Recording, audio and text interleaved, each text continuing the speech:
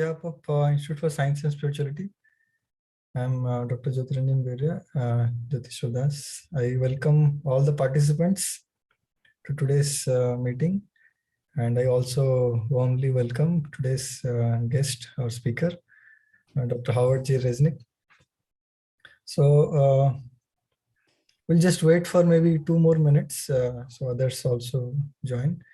So we'll start at 7:33 p.m. Indian time. Okay, thank you. Okay, so welcome once again, all our participants, and also today's speaker, Dr. Howard J. Resnick. So before we start today, I just want to mention that today is the second session, the series that we are doing. Where does the conflict really lie? That's the fundamental question we want to ask. And in that, last Sunday, we discussed about is atheism really rational and natural? We discussed many pros and cons of atheism, whether it is really a philosophy in the proper sense. And today, we are ready to delve into the details of whether science can rule out the existence of God. Religion says there is God, and science, it seems that it kinds of rules out the possibilities that religion is posing before us, that there is a God. So to enlighten us, we have with us Dr. Howard J. Resnick. So I'll just very briefly introduce today's speaker. We already had quite some interaction last time. So Dr. Resnick, also known among the devotional circle as Hridayananda Das Goswami, is a distinguished teacher of ancient Bhakti Yoga tradition of India. He has written and taught over 50 years throughout the world. And most notably, he is the first Westerner in the history to successfully translate the canonical Vaishnava text, the Bhagavad Puran, right from within the tradition itself. And Dr. Resnick holds a PhD in Sanskrit and Indian Studies from Harvard University. He specializes in the teaching of history of philosophy and religion within South Asia. He has also published many articles, many books, and he is a very prolific author. Currently he's working on a book on Mahabharata. I hope it comes out very soon. And also he has lectured at many leading universities throughout United States, Europe, India, South America, and everywhere practically in the whole globe. And he's conversant in as many as 7 languages. So today we are extremely fortunate that Dr. Resnick agreed to answer our queries.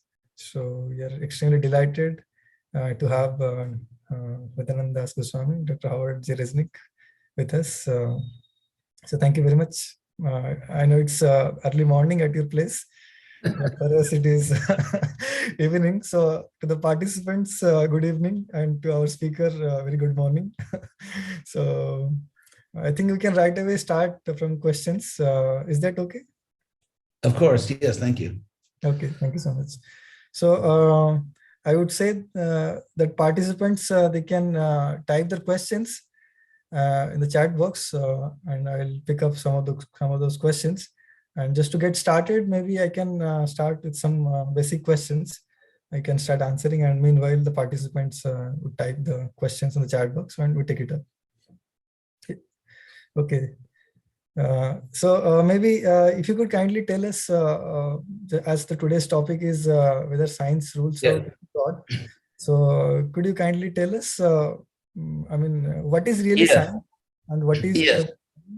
Yes. First of all, if you take science in the narrow sense of the word, meaning physicalist or what sometimes can be called materialist science, then from the point of view of serious philosophy, academic philosophy, the question would be seen as a bit absurd. And that attitude that material or empirical science is the gatekeeper of objectivity is actually a very anachronistic view.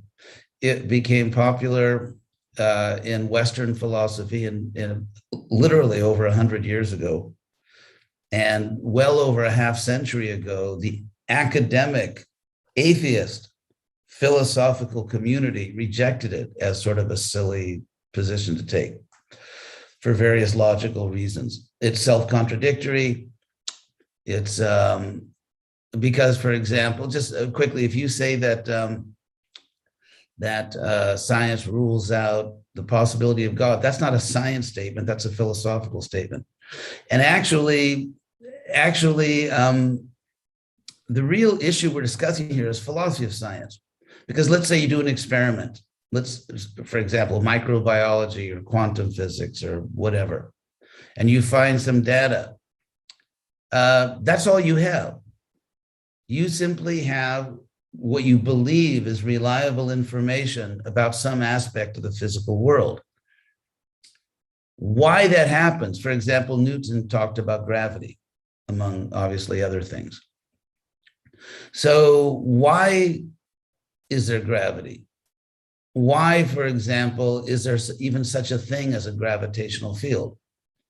We can imagine a universe in which you have large physical objects or small objects that do not exert gravity. So why does nature have that quality? Science cannot answer the why question. Science can answer the how, like this is how it works or this is what it is, but how it got there. The idea that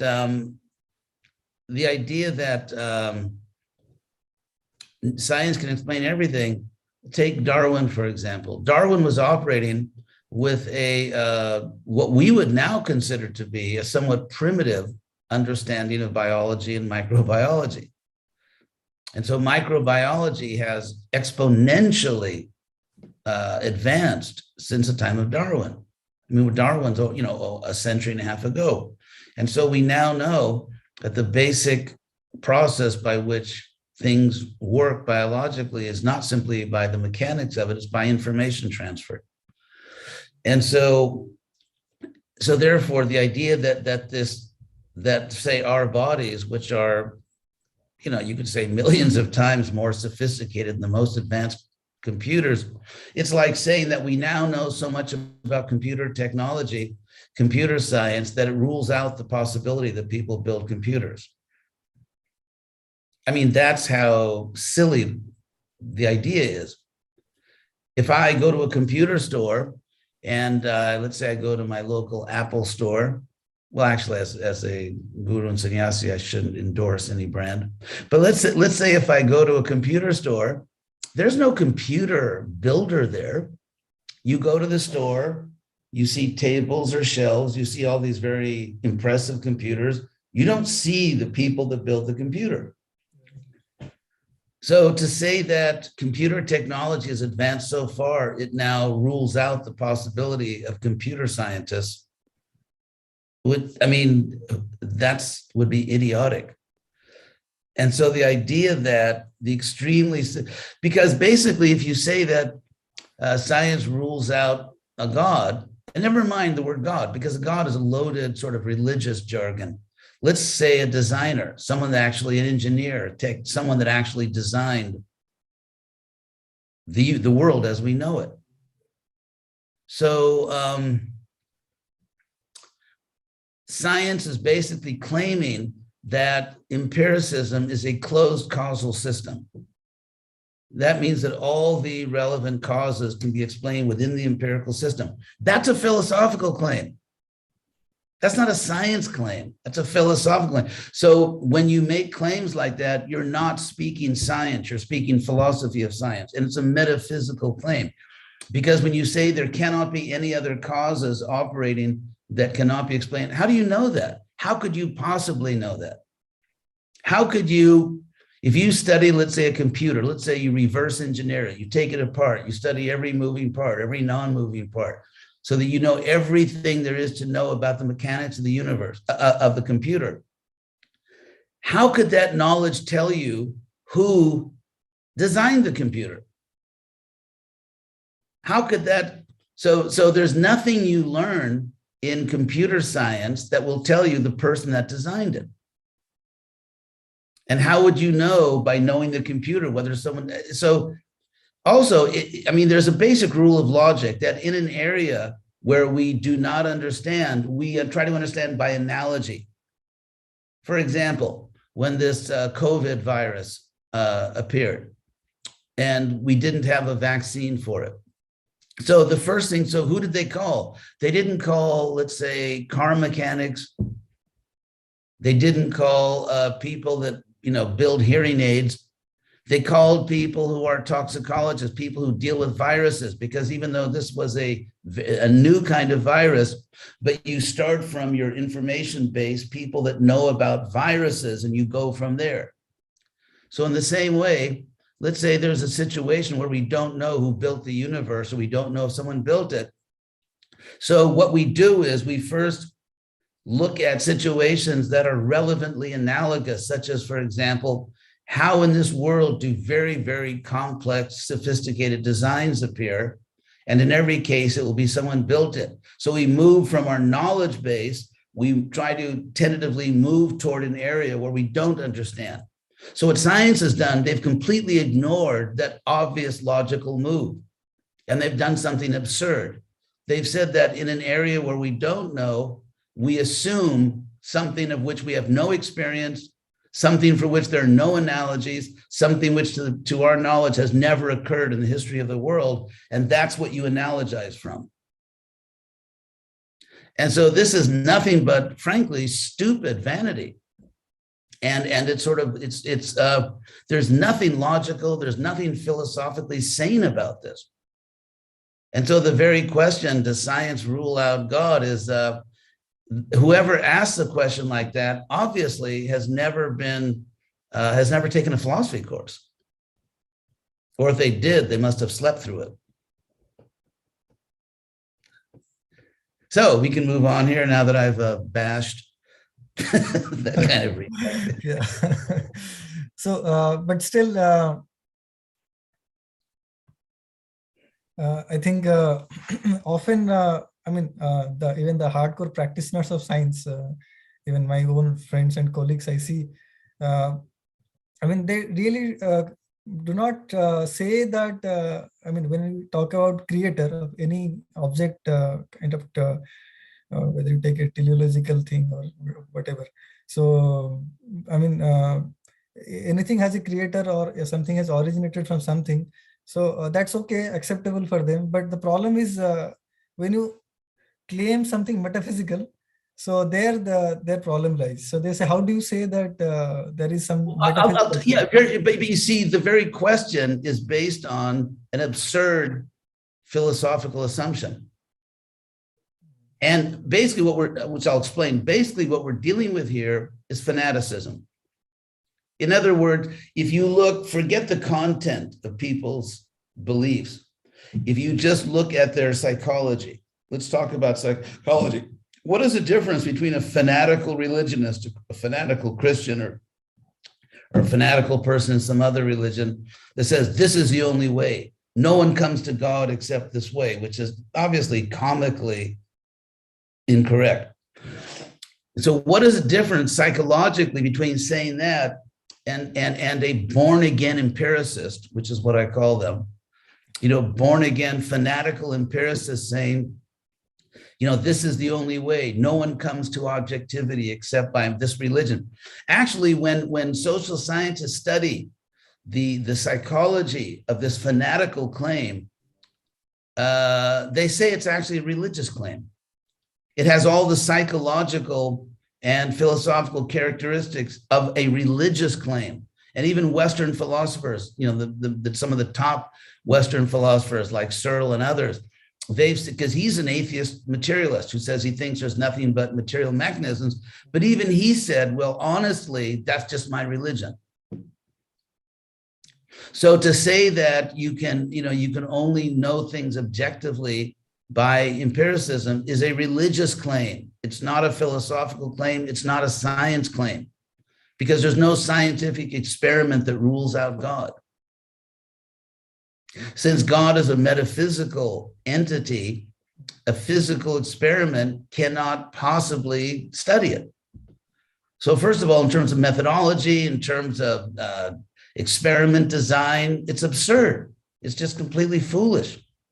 It just sounds like someone who psychologically or neurologically is wired for fanaticism and has no clue about what philosophy is.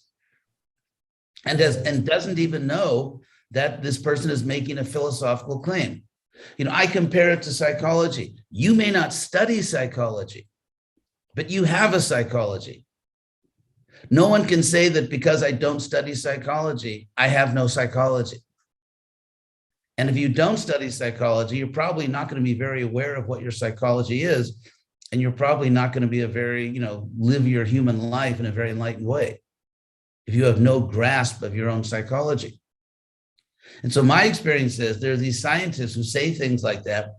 They have no clue as to that they're even doing philosophy, and they have a philosophy. You cannot live without a philosophy. I'll explain why.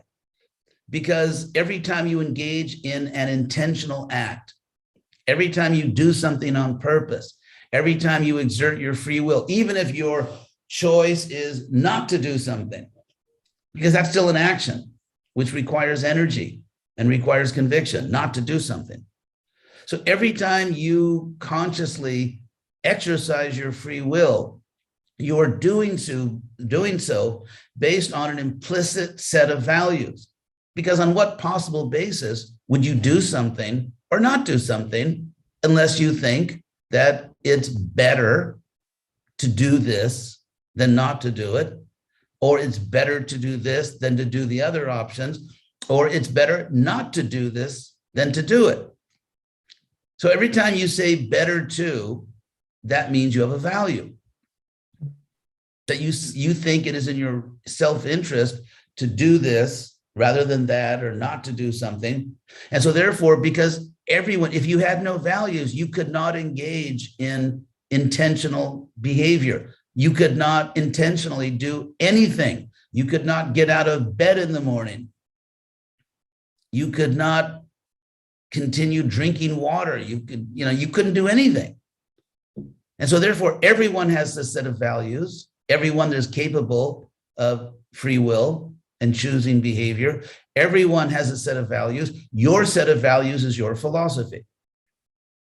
Now, if you don't even know, if you have no awareness of what your philosophy is, you're probably going to say very foolish things, such as science can show that there's no need for God, which philosophically is something that philosophers would just laugh at.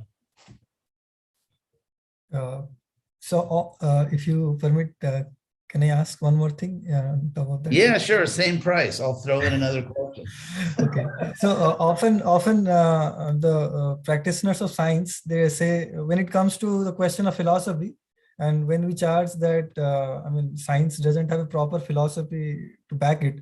So often they come up with the idea of a methodological naturalism to say that this is our philosophy, that we follow a scientific method which is based on empiricism, and then we talk about only natural objects.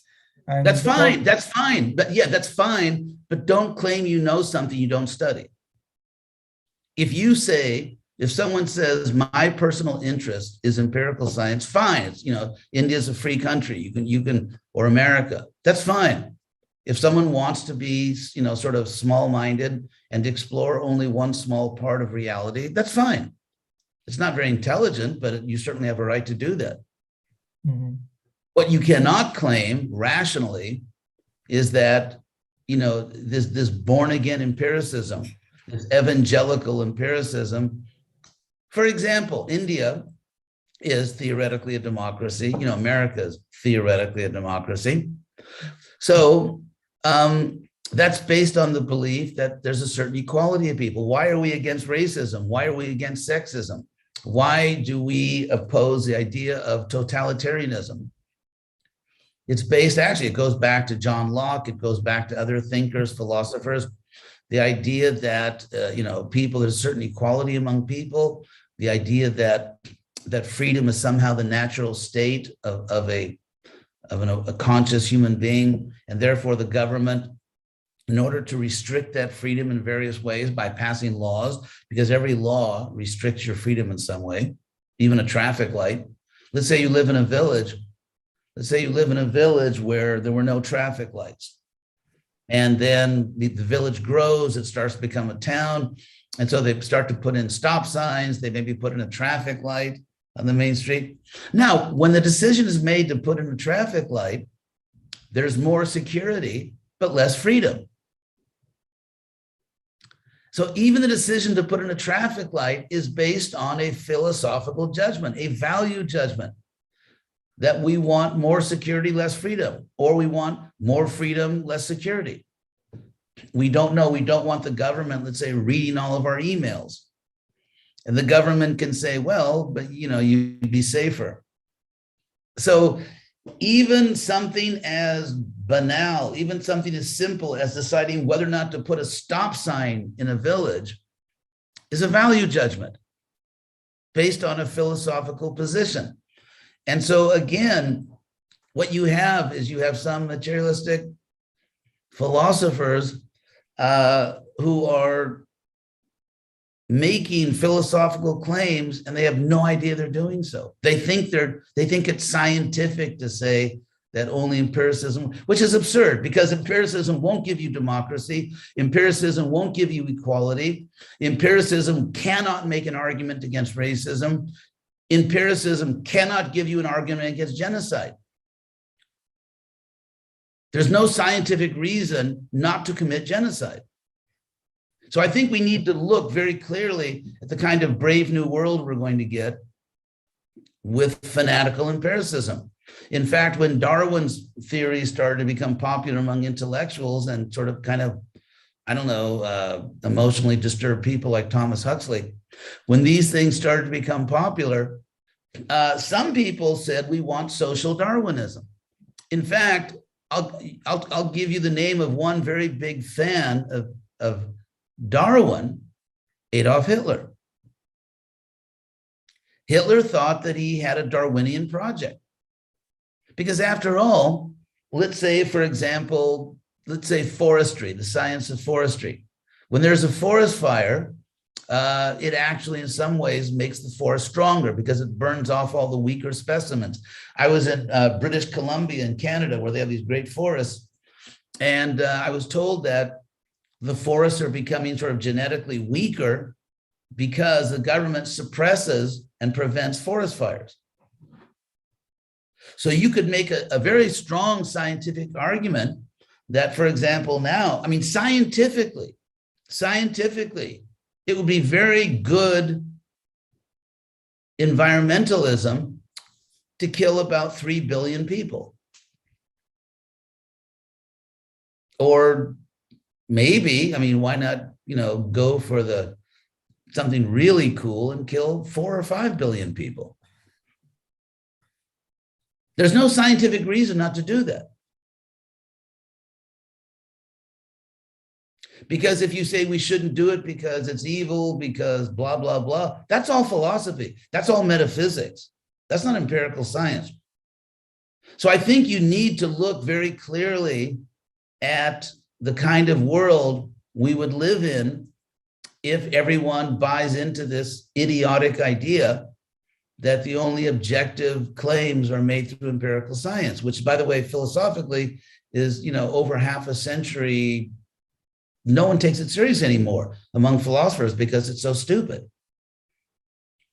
Why not say that as long as birth control devices are used, incest should be legal? Incest. Why not say genocide should be legal? Why not have survival of the fittest? You want science? You want science? According to evolution theory, science is survival of the fittest. So why can't rich people enslave poor people? Why not? That's called survival of the fittest. It's simply good Darwinism. So if somehow that kind of world where genocide is just, a scientific It's just a scientific, a good thing to do sometimes. And where, for example, incest with birth control devices is nothing wrong with that. Or we can, genocide, anything you want. Enslavement, slavery. Rich people and powerful people should be able to enslave poor people. Why? It's natural. In fact, what if powerful people just castrate all the less powerful people, so that only, it's probably good for the gene pool. You get a really robust gene pool. So that's the world you're talking about. Okay. I think for the moment, if we keep aside the sociological and moral principles, so just for the, somebody may say that, okay, it's fine that I accept religion, and there we talk about God. But in science, whatever we claim, we do prove actually. However, who the hell cares about science when it comes to God? The point is, you see, you are making an assumption which is absurd. There, I know you're just doing the advocacy. Yeah. The point is, for me, it's absurd to say that I have to be approved by empirical science to make my theological claims. Why? My experience with scientists is most of the scientists I've met are have very little clue about philosophy or theology. So why in the world would I want their approval? It's like saying that, I can't chant Hare Krishna unless a fanatical Christian gives me permission. Why do I want the permission of fanatical people before I do what I know is actually rational and beneficial? And something which is proved to me every day. Every day, it's proved to me that, let's say, Krishna consciousness is rational, beneficial. Every day it's proved to me. So why in the world would I want permission or approval from someone who knows nothing about philosophy, knows nothing about God? Why would I want that person's approval? And I brought up the points of genocide and enslavement because no one waits for scientific approval.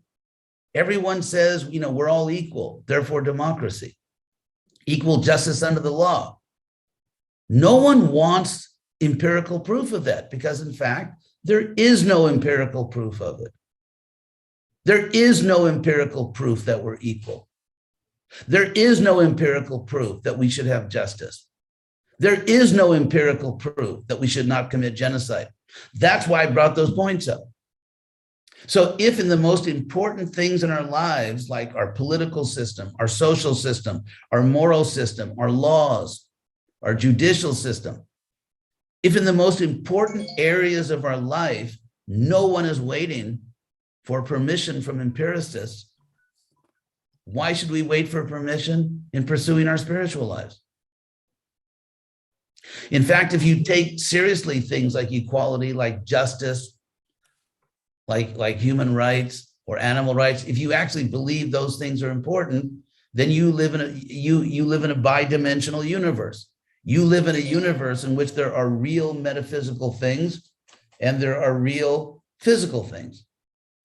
So that's the fact. The fact is that the overwhelming majority of human beings, including the overwhelming majority of people that go to college, including the overwhelming majority of scientists, almost all scientists, in fact, in their real life, live in a bi-dimensional world. Scientists have families, they have children, they don't want their children to be, culled, to be killed. They want justice if they go to court. So in fact, scientists live in a world in which there are real metaphysical objects. But because they're untrained in philosophy and don't know what the hell they're talking about, and they're making fools of themselves, they say things like, scientists says, well, I can't accept God unless you prove it empirically. Well, why do they accept justice when they go to court? You can't empirically prove that.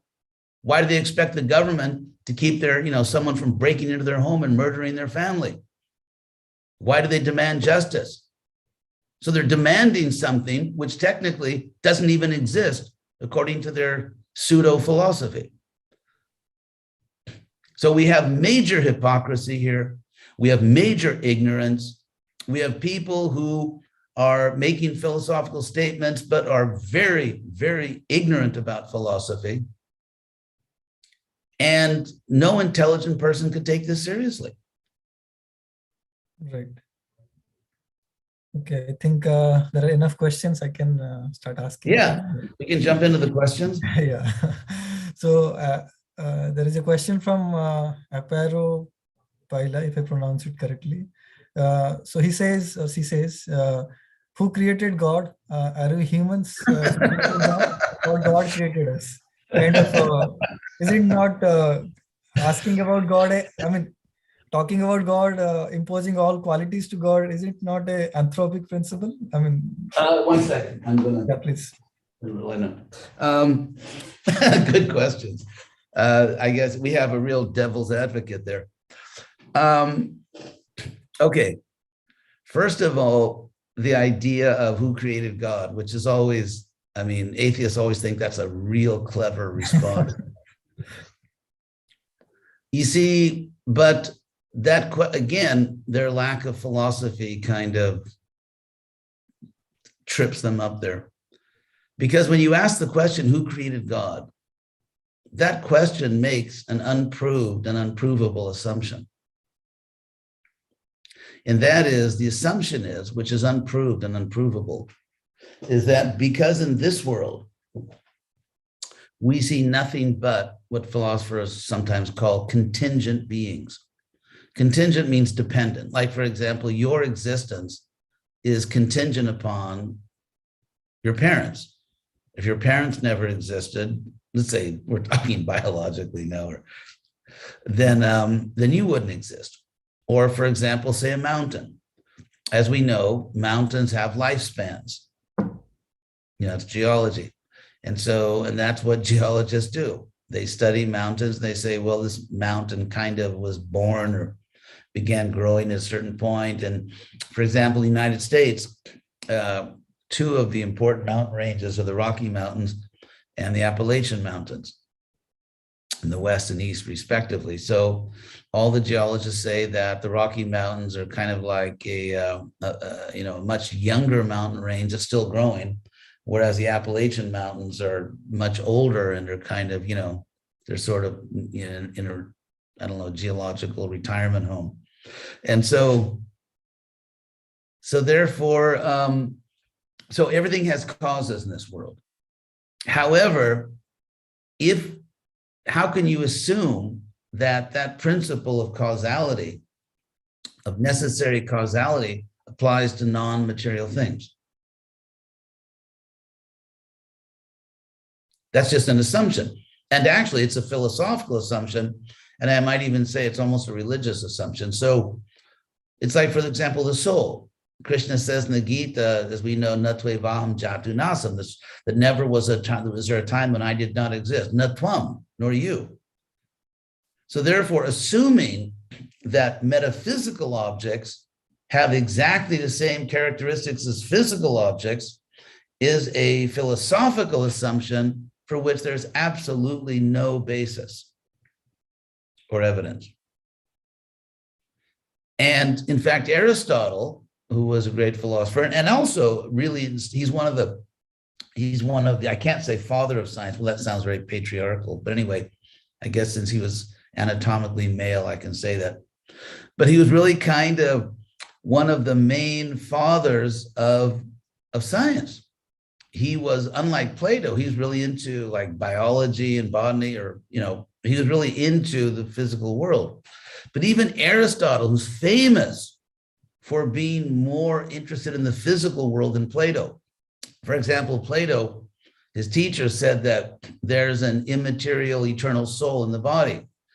Aristotle doesn't really want to have non-material souls. So he says, well, the soul is just the form of the body, the form, somehow basically he's talking about the information which is shaping the body. But even Aristotle admitted even this worldly Aristotle admitted that there must be, in his words, an unmoved mover. Because everything in this world is moved by something else. So if you ask the question, why does anything exist instead of nothing? Because, I mean, it's possible logically that nothing ever existed. So therefore, if you ask the question, why does something exist and not nothing? Aristotle said it is logically necessary that anything at all exists, that there be an unmoved mover, or to use the language of Brahma Samhita, an uncaused cause. So if you ask a question and the question makes unjustifiable assumptions, it's not a valid question. The question itself, the question itself is an argument rather than a question. Yeah, I just want to add just one point here. Aristotle escaped kind of the whole question by saying that this material world is eternal. I mean, so he didn't have to answer the question that the world has origin, but instead, as we know today in modern science, the world does have a origin. So I think the problem was kind of escaped by Aristotle, which is okay, I'll reply to that. Aristotle obviously got some things right and some things not right.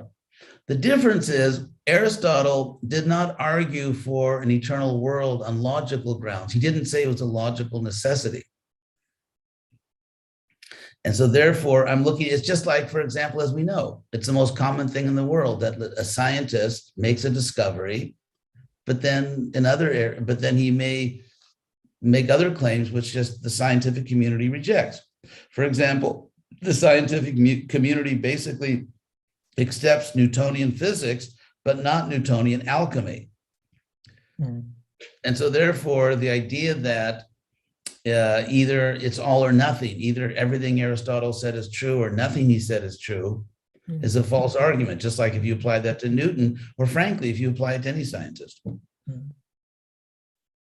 Even till Newton, everybody believed that the world is eternal. I mean, the Newton's law doesn't assume origin. It's only when it came to Einstein.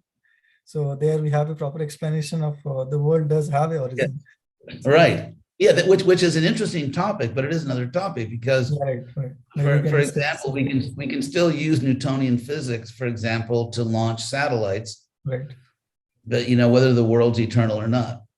Yeah. So again, it's a very common human reality that all of us get some things right and some things wrong. Of course, as an ISKCON guru, I shouldn't say that about myself, but that was a joke. So, but it's just, that's just the human condition. We get some things wrong and we get some things right. And so what we do is we try to assemble all the right conclusions and come to a rational understanding. Thank you. So the next question by Uday Nandipati, he's asking about God of the Gaps argument. So maybe I can actually it's the opposite. Yeah, the God of the gaps. What philosophers are saying now is that what we really have is kind of like the atheism of the gaps or the science of the gaps. I mean, because if you, I mean, the God of the gaps.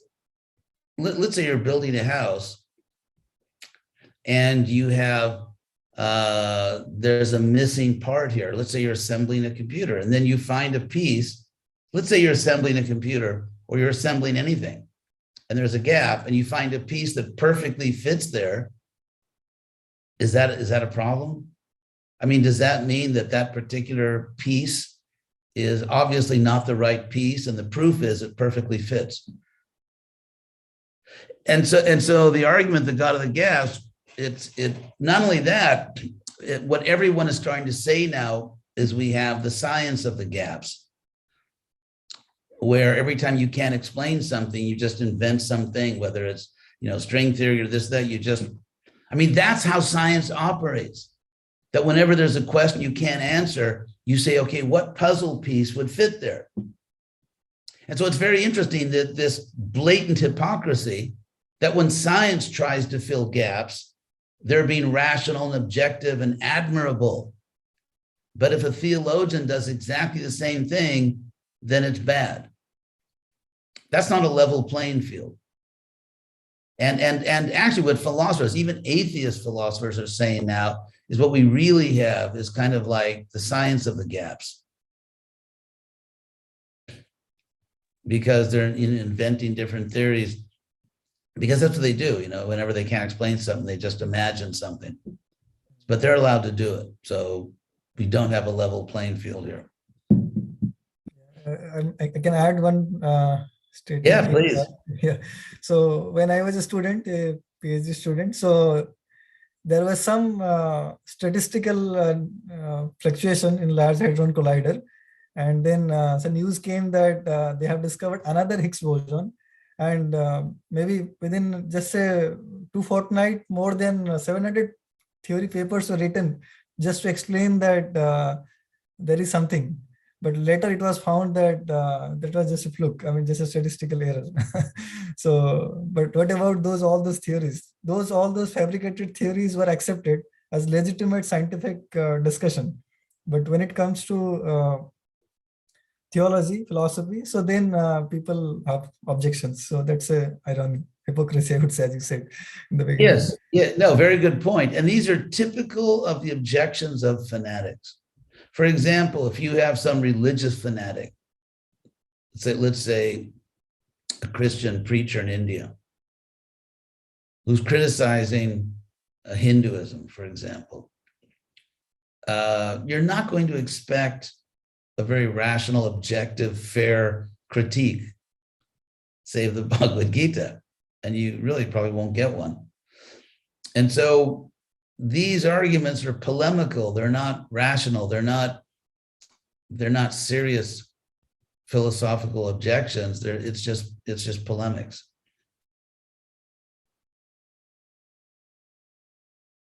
Yeah, often people talk about the Occam's razor. Although originally I believe Occam never talked about, never advocated atheism. He was kind of thinking that considering God is the minimal set of argument, but instead, but nowadays the current practices, people talk about when science, they say that we don't really need God or any kind of metaphysical reality. Well, but people that say that, frankly, they're not very intelligent. Because Occam's razor doesn't mean you cut your nose off, because you actually need your nose. Right. So Occam's razor, in fact, I mean, it's a complete misinterpretation of what Occam actually said and what he meant. Occam's razor is that entity should not be multiplied beyond necessity. So let's consider that entities should not be multiplied, even conceptual or theoretical or analytic entities should not be multiplied beyond necessity. So then the question is, can you adequately, properly, reasonably, satisfyingly explain reality without God? And the obvious answer is no. So therefore, if you apply Occam's razor, it doesn't cut God out any more than Occam's razor cuts out, both your kidneys or your lungs or something. Because in fact, we cannot explain the most important things in our life without metaphysics, without the spiritual. You can't explain why it really is your duty to protect your family. Why is it really objectively your duty to feed your children? Is it really your duty not to kill other people? So we know all these things are true, and since you cannot explain them empirically, and all these pseudo explanations, because people that didn't kill their children, had reproductive advantages, which is complete garbage, because actually what we know is that scientifically, if we kill all the weaker humans, and that's what Hitler wanted to do. Hitler thought he was a Darwinian. I mean, all the people who are, let's say, mentally disabled, kill them. That's what Hitler did. All the people who let's say, are antisocial in some way or tend to get into fights, well, maybe we'll keep them because fighting is good, or maybe every fight should be to the death. Maybe boxing matches should be to the death. Then we'll only have, the top boxers. And that's what gladiator sport was. It was to the death. There were no rules. I mean, it's not, So again, Occam's razor cannot eliminate God, because then we can't explain the things that are most important to us. I mean, the average scientist, if you say, okay, if you continue in your scientific career, we're going to kill everyone in your family, or if you get another job, we won't kill your family. I mean, I think it's safe to say that an overwhelming majority of scientists will save their families and not do science. When it comes down to it, therefore, they value something metaphysical over their empirical investigations. Not only that, why do science at all? Because again, every time you do something intentionally, it's because you have a value. Values are metaphysical. So scientists say, well, just for the love of learning, but that's not empirical. There's no empirical entity called a love for learning. So what we're dealing with here is massive hypocrisy. And if we try to eliminate the metaphysical on the grounds of science, then we basically destroy the things that we value above science.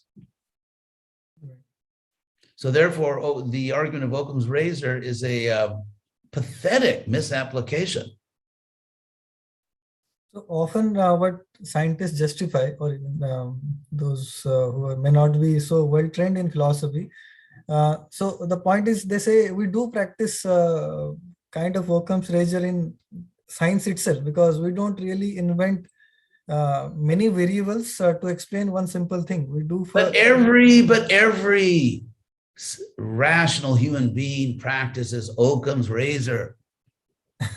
Right. For example, when I, in my little, iPhone, I shouldn't say iPhone because as a ISKCON guru, I shouldn't endorse any product, but when I do my GPS, and it, gives me options, like, do you want to take the long way? Do you want to take the short way? I apply Occam's razor. Every time you put something into your GPS and you choose the shortest route, you're doing Occam's razor.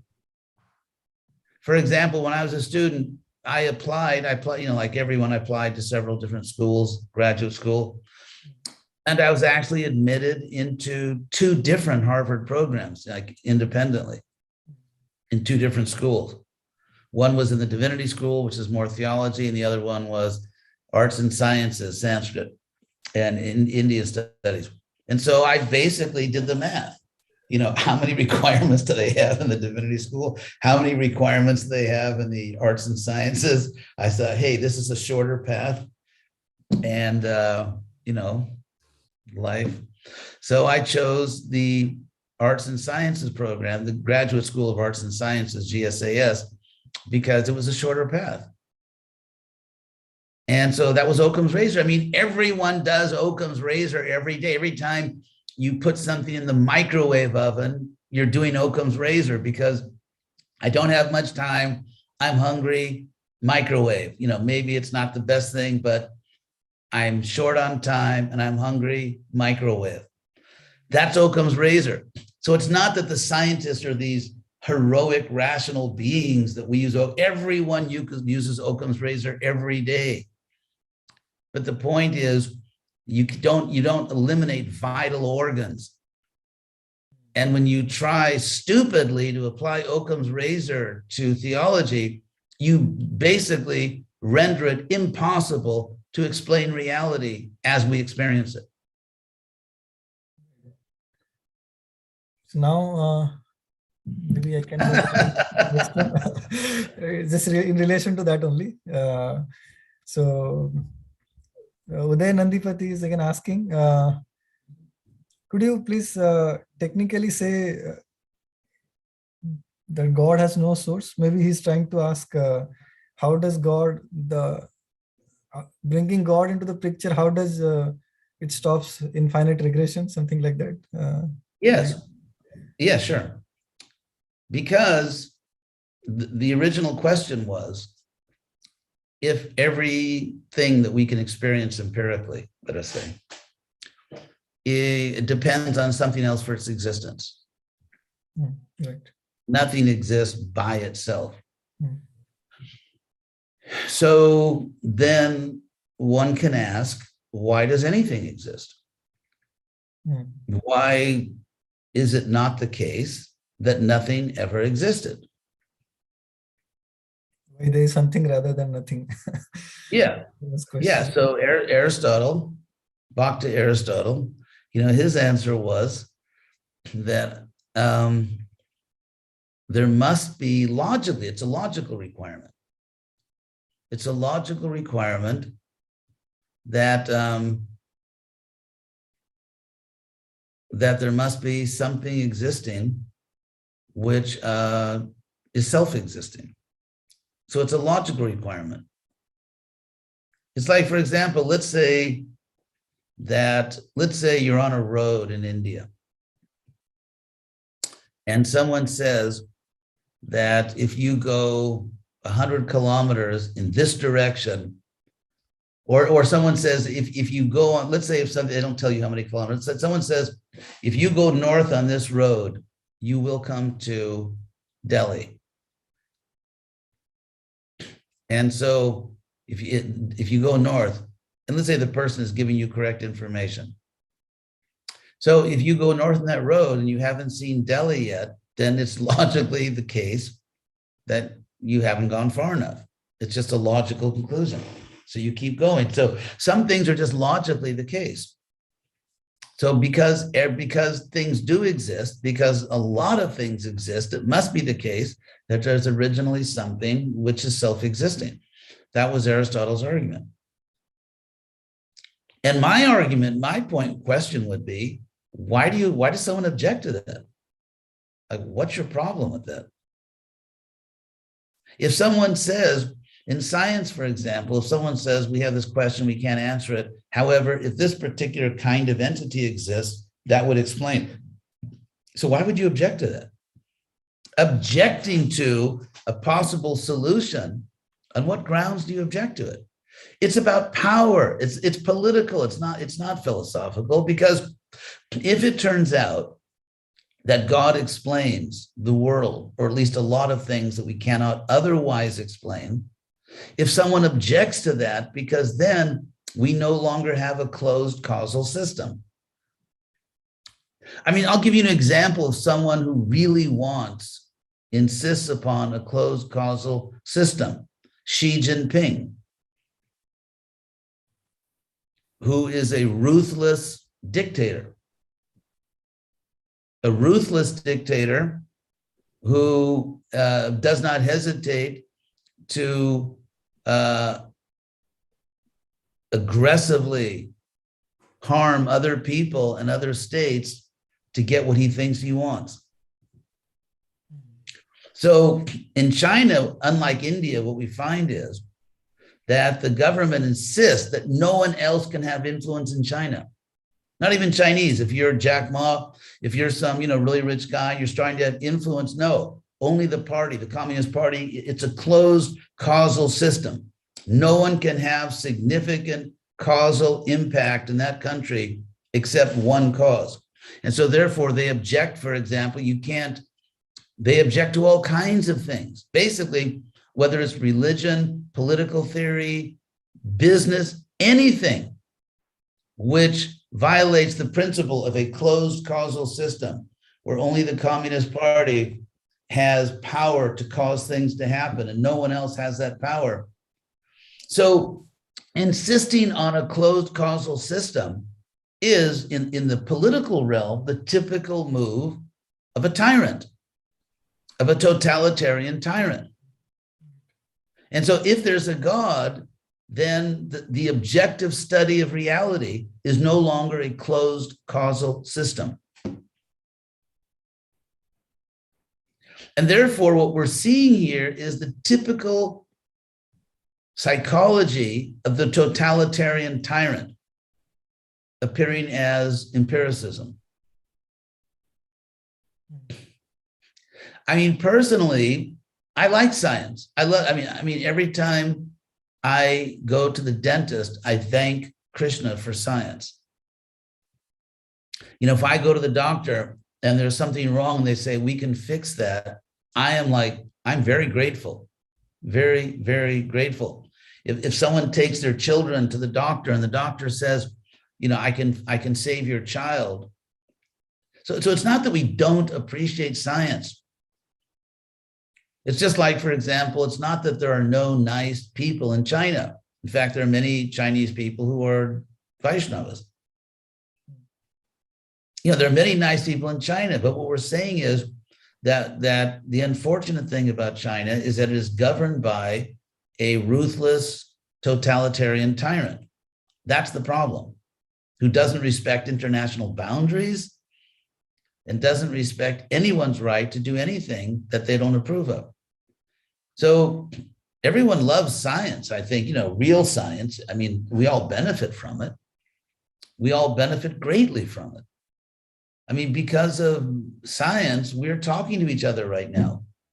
I mean, in the old days, in the pre-digital days, I couldn't have met you. I wouldn't have the opportunity to speak to all of you or to you know, hear what you're saying. And so we have many, many reasons to be profoundly grateful to science. But if someone wants to become, you know, sort of a Xi Jinping, if someone wants to violate boundaries, epistemological boundaries, if someone wants to brutally put down any field of knowledge that's not under their control, then we oppose it, because then we're dealing with totalitarianism, tyranny, and nonsense. So real science, I think every reasonable human being should be deeply grateful for science. But we don't want a foolish, totalitarian, oppressive, abusive, epistemological tyranny. That's what we're opposing. Just like India doesn't want its boundaries violated, we don't want legitimate epistemic boundaries violated.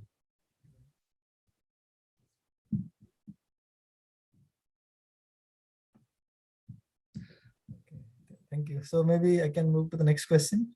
Yes, please, please. So in religion, we do talk about God, but isn't that really bringing us to a very subjective realm where, I mean, Begging the question, religion is not necessarily a subjective realm. I mean, anybody can cook up his own way of thinking. That And the world is infested with pseudoscience. The point is that as soon as you say that religion is a subjective realm, you are engaged in egregious question begging, circular reasoning. As we know, there is a massive amount of pseudoscience out there, and every pseudoscientist in the world has a YouTube channel. And a certain percentage of people in the world, and unfortunately it's not a tiny percentage, believe in pseudoscience, whether it's in the field of epidemiology, as we know, whether it's, I mean, in many different fields. There is a lot of pseudoscience, and you know, and there's a ton, there's just an unlimited amount of pseudoscience on the web, on the internet, and we know that there are a lot of people who prefer pseudoscience over science. And so therefore, that doesn't prove that science is subjective. It doesn't prove there is no objective science because there's so much pseudoscience. Could you please differentiate between what is science and what is pseudoscience? This benefit of all. Sure. Yeah, for no extra charge. So within the field of science, there are certain accepted principles, methodologies. And by the way, this is philosophy of science, but so among learned scientists, we can say these are the accepted methodologies, And these are the accepted principles, so that if someone follows these principles, then we call it real science and get certain verifiable results. Now, of course, what we know is they cheat in many ways. But the relevant cheating here is that if someone has a theory, which puts down metaphysical views, then they rush it into acceptance. I'll give you an example. There are very, very powerful arguments. I mean, overwhelming mathematical arguments to show that the probability of biological forms, living bodies evolving without any input from outside the system of intelligence, that the probability is basically around zero. I mean, there is an literally infinitesimal probability. Is infinitely small, but the probability is so small it's ludicrous. It's an absurdity.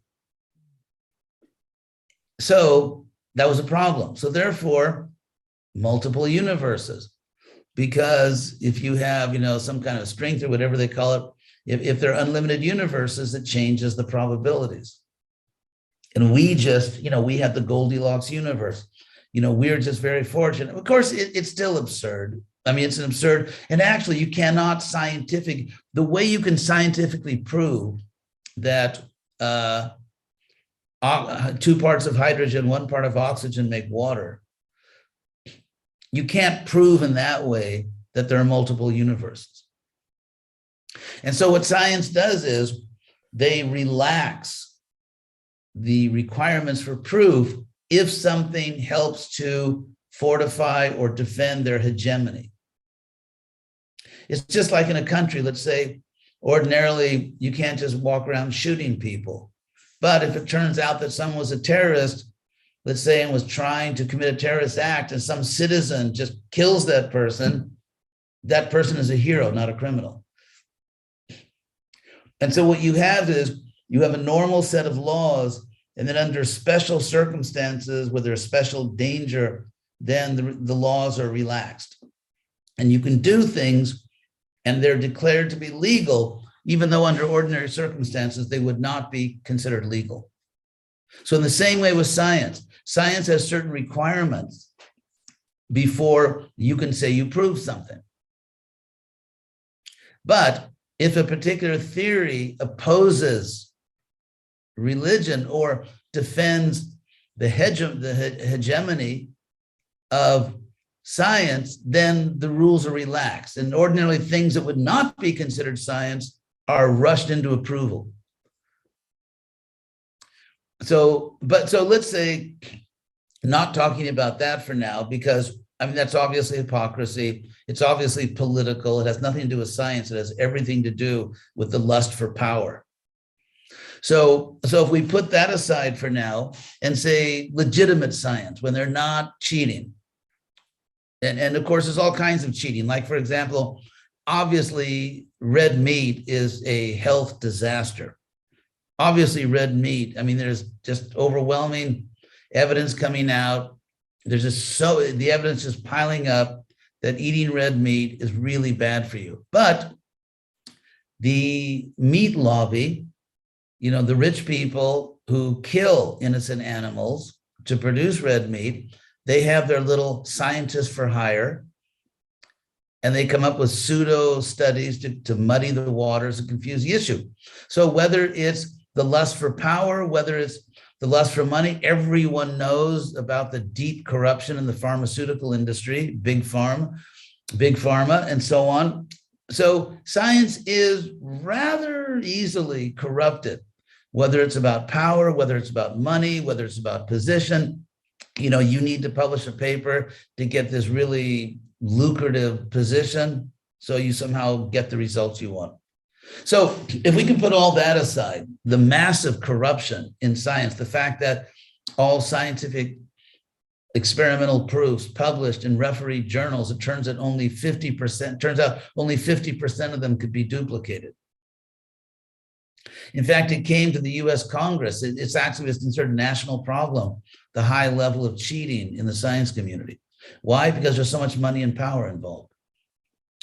So for now, if we can put aside for the moment that massive corruption within the scientific community and just talk about, let's say, what we could agree on as real science. Let's say they really do it right. There's no cheating. There's no, moving the goalpost. They really it's just good science. And there is good science. There's a lot of just good science. So we can do that. We can talk about certain methodologies, certain requirements, the rules of the game. It's like in cricket. If someone hits a ball and someone says that doesn't count and someone says it does count, there's rules. And then, they have cameras and you go and you look at it and you slow down the film and then you decide whether or not it counts. So in every human endeavor, there are rules of the game. So, but the rules of the science game enable certain discoveries, but those very rules make it impossible for science to speak legitimately about God or spiritual things. It's not just that we say they shouldn't talk about it, the rules of science forbid it. Let's say, for example, you're playing a cricket match and you bring onto the field this machine that pitches a ball at, say, 200 miles an hour. That's against the rules. You can't do that. So the rules, the internal methodological rules of empirical science forbid science to speak about God. And therefore, they are violating their own rules hypocritically, foolishly, irrationally. Their own internal methodological rules forbid them to make statements about the existence of God. So can I interject something here? If you permit? Yeah, jump in. So I was reading a few days back about Stephen Jay Gould. So he says when it comes to talk about the relation between science and religion or science and spirituality, he says they are two non-overlapping magisteria. They don't really talk to each other because for him, science is the study of the natural world, and religion is talking about metaphysical reality.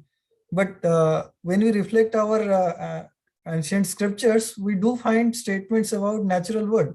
So I think those portions of the scriptural text must compare with scientific discipline.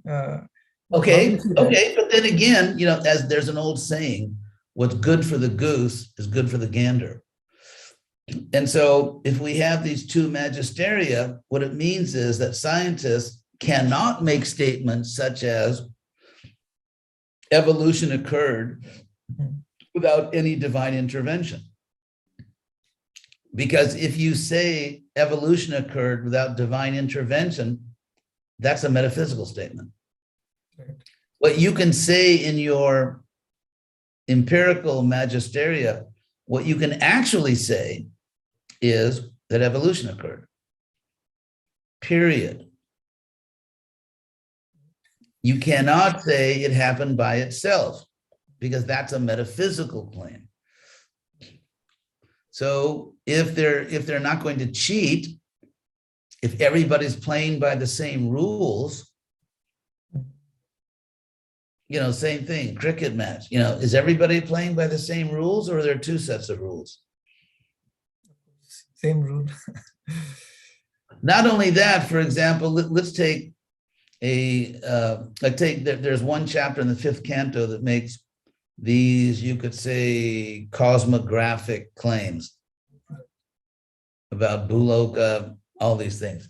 Now, Siddhartha, Richard Thompson, who I am quite sure was the greatest scientist that ever joined the Hare Krishna movement. And he wrote a book in which he shows that the numbers given in the 5th canto of the Bhagavatam and these concentric islands and seas and so on, actually are a astoundingly precise description of the solar system long before the Western science knew it. So one thing we have to do is when we read Shastra, and this is theology now, is that we need to have a properly informed hermeneutic. Hermeneutics means when you're approaching, let's say, a sacred text. When you're approaching a sacred text, what are reasonable principles of interpretation? For example, the Bhagavatam says that eclipses occur when Rahu, this sort of renegade planet, swallows the sun or the moon. Now, first of all, it would be hard to show that planets actually swallow anything. That's one point. And also, if eclipses occur when Rahu swallows the sun or the moon, then it must be the case that he has, serious indigestion and burps up whatever he swallows, because as we know, the sun and the moon continue existing. Right. So the interesting point here is that the acharyas, the great teachers, in their commentaries say, obviously, this is not literally what happens. And so the tradition takes that as a sort of literary, symbolic thing. It's not really what's happening. And so the Bhagavatam, or in general, the Vedic tradition, is intellectually very sophisticated. And the approach to Shastra is not just like a born-again literalist, the inerrant word of God, every word. That's just not Shastra. So, for example, in the Chaitanya Charitamrita, which is one of our foundational texts, Krishna Das Kaviraj says that there are illusory stories in the Shastra. There are some stories are not literally what happened, and the stories are told for some purpose. And so if we say, okay, what's literal, what's allegorical, what's metaphorical, what is, what's what? That is an academic field called hermeneutics. And so we do not have a simplistic view of the world. In fact, for example, we know that in Indian history, in Indian religious history, even as much as near as Bhaktisiddhanta in the 20th century, that even though you have these Bhagavatam descriptions of the cosmos, you also have great teachers studying the Surya Siddhanta, which gives a sort of a modern astronomical view of the world. And so, if we take a learned or a well-informed approach toward the sacred text, we're not going to find some big battle breaking out with science, with real science. In other words, if we take Shastra intelligently and we take science intelligently, intelligent science and intelligent Shastra can live together. Fanatical science and fanatical religion are always fighting each other. That's the actual fact. Right. Thank you. So in a nutshell, it's already in our time, 8:46 p.m. So it's time to wrap up. So in a nutshell, do you think a scientist can be spiritual? Because through the practice of science, they have a limitation of proving something. They really cannot talk about God in science. But then is there a hope for a scientist to be spiritual? At max, Yeah, actually, I remember, years ago, but I read a statistic that 50% of the hard sciences, 50% of the scientists in the hard science, not psychosociology, actually believe in God. So, for example, I have scientific devices like a GPS. So if I have to drive somewhere, I live in California for now. So if I have to drive somewhere, I consult my GPS. If I have to figure, okay, what's the best road? What's the best road right now based on current traffic conditions? Let's say to get to Berkeley, California. I don't open the Bhagavad Gita to look for that answer. So it's not that someone could say, well, because you are trying to be a spiritualist, therefore you obviously you don't have a GPS. Obviously you don't go to doctors. You don't go to the dentist. That's absurd. Of course I go to a good dentist. Of course I go to a good doctor. Of course I consult, let's say, technical experts if I need help with my computer. Of course I use my GPS. So just as it would be absurd not for me to take advantage of science because I'm a so-called spiritualist, it is equally absurd for a scientist not to take advantage of spiritual science because that person is an empirical scientist. It's absurd. These are two areas of knowledge. So you mean to say that, sorry to interrupt, yeah. Oh, go ahead. You mean to say that science and religion, they're not really non-overlapping magister. There is an overlap. Well, I would say not an overlap, but for example, let's say I'm a geologist. I still need the help of a biologist. It's like saying, is there a contradiction between biology and geology, between astronomy and I don't know, and chemistry? Of course there's not. So this idea that somehow there is some permanent warfare going on between two sciences, metaphysical science and physical science, is a historical aberration. And we can trace where the idea came, because if you look at the early science, Galileo, Kepler, Copernicus, Newton, everyone understood there are different aspects of life, and for each area of life, we have a science. And so the idea that science and let's say physical science and spiritual science are somehow in conflict, that was a political problem. Because, for example, the church wanted power over everything.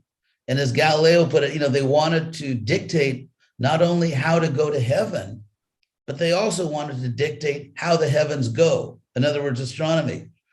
And so Galileo, who was not an atheist at all, he said, look, he said to the church, you explain how to go to heaven. That's your job. Our job is to explain how the heavens go, astronomy. And so we find is that whenever there's a conflict between material and spiritual science, it's always for the same reason, because someone is lusting for power, because someone wants to be a dictator. Someone wants to control everything. It's political and psychological. It's not conceptual. It's not logical. It's not philosophical. And so anyone that says that you cannot be a scientist, a good scientist, a genius scientist, and at the same time, a deeply spiritual person is just a fool.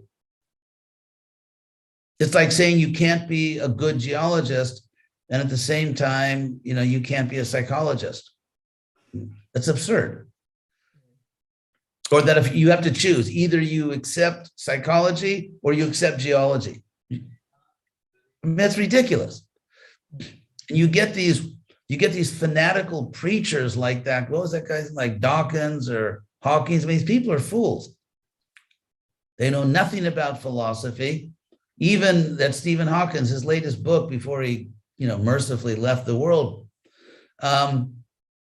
it was an embarrassment to science because he was so fanatical, so bitter, so angry, that a God that put him in that condition. That his latest book, what? No, sorry to interrupt. Probably he changed his position from his early writing from being agnostic to be kind of an atheist, hardcore atheist. Is that so? I don't know his biography, but it could be true. I mean, I just don't know. But what I do know is that his latest book was an embarrassment to many scientists because it was so illogical and it was so outside the realm of science, just because he was so desperately anxious to kill God. So therefore, when we see like a major conflict between science and religion, we're dealing with human psychology. Exactly. And actually, I would say pathological human psychology. We're not dealing with strict logic and science. Yeah, right. So this reminds me one question about a very famous, rather infamous movement, the intelligent design movement. The proponents apparently were deeply religious people. They had novel ideas of bringing the picture of God in a rational way.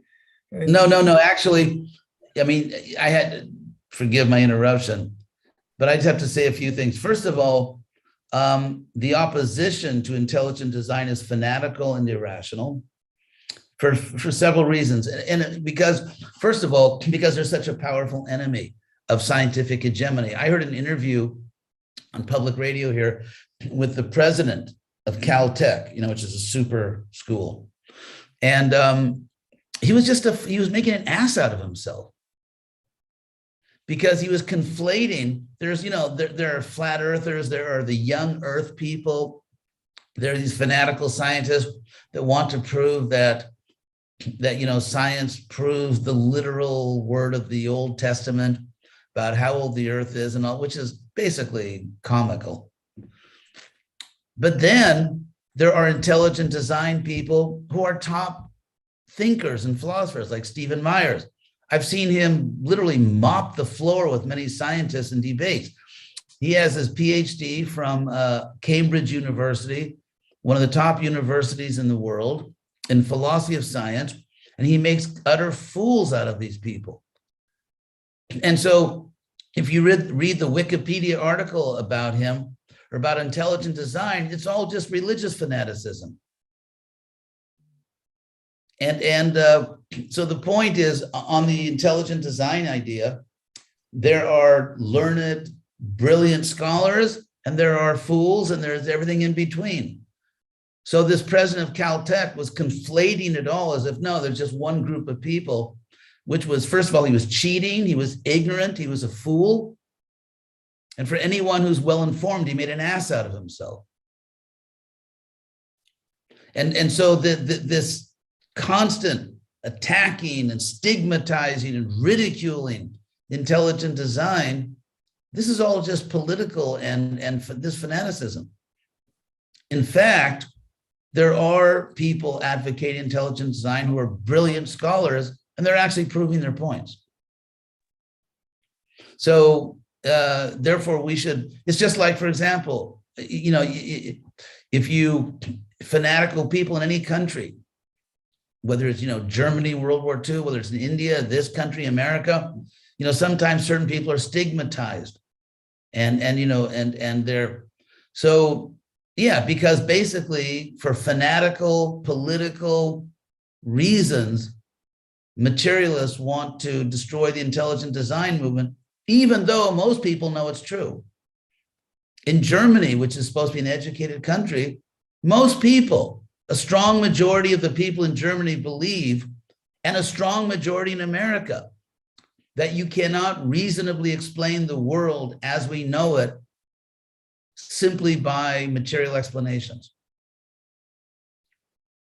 And therefore so intelligent design is not a religious theory. It's not a religious theory. It is a philosophical proposal that when you have a universe which at the microbiological level is, or let's say life on Earth, is all about information transfer, that information probably has a source. It's analogizing the universe to everything we know about human inventions. It's philosophically much stronger. It's microbiologically much more rational. And so therefore, this war against it, trying to demonize it. It's all nonsense. It's all religious. This is just like, it's like Hitler's, information minister, who basically was in charge of disinformation.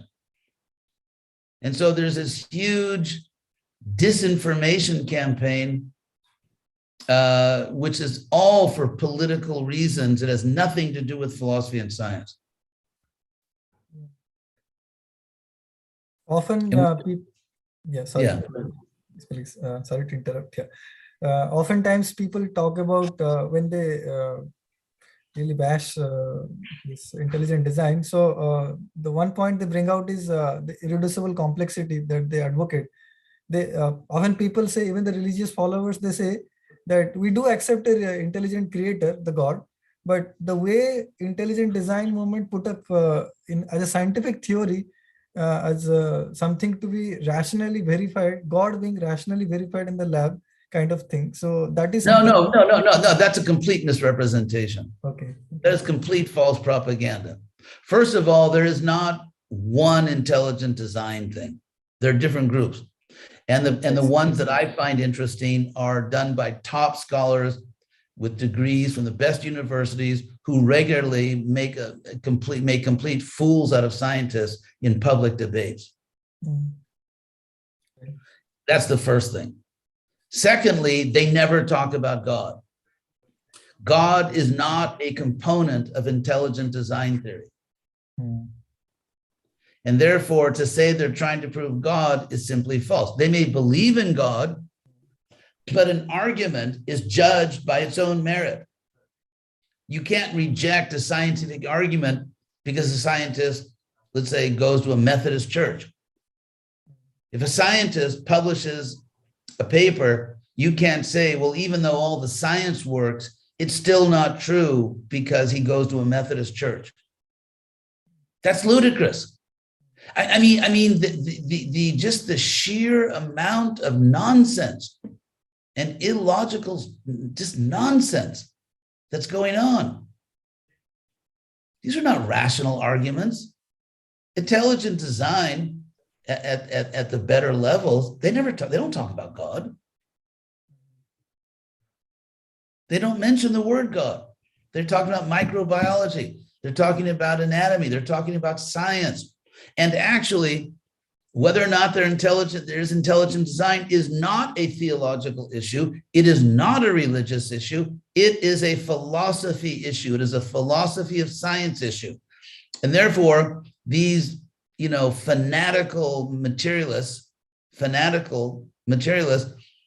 they need to come into a neutral arena, which is called philosophy of science, and try to sell their toxic product. Because when they go into that neutral arena, which is philosophy of science, they regularly make fools out of themselves. And ironically, most of the scientists are not well trained in philosophy. They've never taken a philosophy class in their life, most of them, and that's why they make complete asses out of themselves when they give their pseudo philosophy. If I'm a priest and I start talking about microbiology, and I actually have never studied microbiology, I'm going to make a fool of myself very quickly.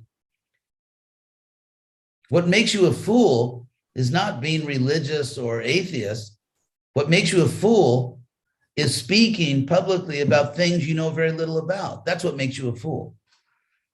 And so the issue of intelligent design, it is a philosophical issue. It is not a religious issue, because there could be an intelligent designer who is not God. In fact, there actually is. His name is Brahma. So, yeah, please. Yeah, so therefore, when you hear these arguments, which I understand you're just devil's advocate or the fool's advocate, when you hear these arguments, what you see is here's a bunch of people who are not making scientific claims. If you find a dinosaur bone somewhere and you carbon date it, fine. They're very intelligent design people are not arguing against carbon dating. But when you say, how did that creature evolve? That's not science, unless you can prove it. You can't prove it. You can prove that there appears to be some, anatomical or microbiological correlation between, let's say, this creature and that creature. And so therefore, it seems to be a somewhat reasonable assumption that the development of this creature is somehow related to the development of that creature because they share so many features. That would be, you could say, within the realm of speculative science. It's not proven science, but it seems like a reasonable working hypothesis. But if you say that this creature and that creature both evolve without any information coming into the system from outside the system, that's not science. Because not only do you not have a shred of evidence, it's practically inconceivable what evidence would even look like. It's very hard to understand